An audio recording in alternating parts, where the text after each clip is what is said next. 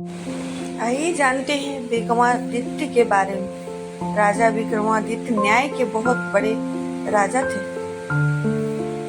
बहुत समय पहले उज्जैन नामक राज्य में एक राजा विक्रमादित्य का शासन था।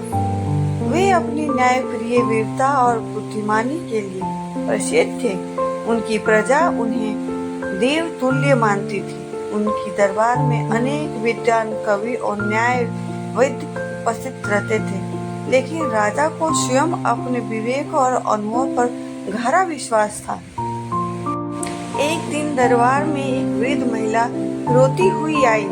उसने राजा से न्याय की गुहार लगाई। वह बोली, महाराज, मेरा इकलौता बेटा कल सुबह जंगल में गया था और वापस नहीं लौटा। मुझे संदेह है कि उसे राज्य के कुछ दुष्ट लोग ने मार दिया।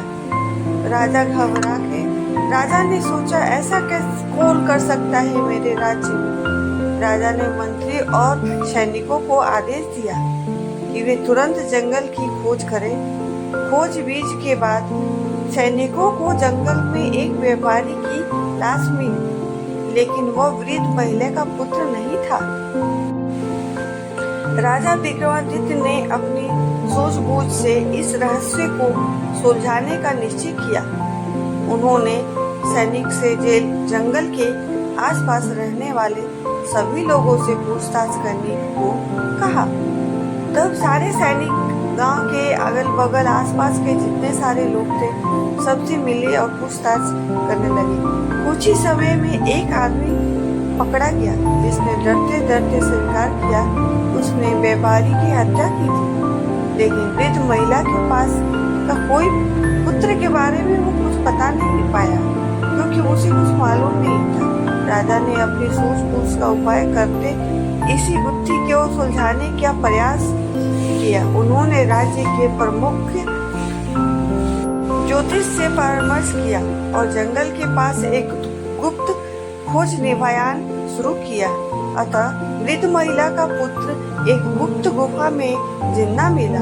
उसे कुछ लुटेरों ने बंदी बना के रखा था। राजा ने केवल बुद्धि और महिला का पुत्र ही सुरक्षित वापस लाया, बल्कि उस क्षेत्र में सुरक्षा व्यवस्था भी बढ़ा दी ताकि आगे किसी तरह से और कोई परेशानी ना बढ़े।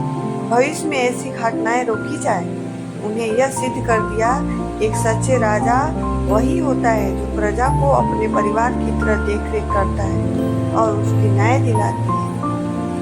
कहानी से पूरे राज्य में फैल गई इस प्रजा को प्रेरणा मिली कि सत्य और धैर्य से हर समस्या का समाधान किया जा सकता है।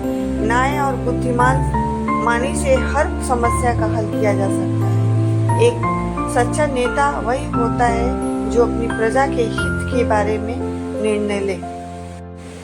सत्य और धैर्य से ही सफलता मिलती है। एक कहानी से हमें यही सिखाती है, शिक्षा देती है कि चाहे कितनी भी कठिन परिस्थितियां क्यों न हो जाए, पर हमें अपने विवेक और धैर्य पर नियंत्रण लेना चाहिए और सत्य के मार्ग पर चलना चाहिए।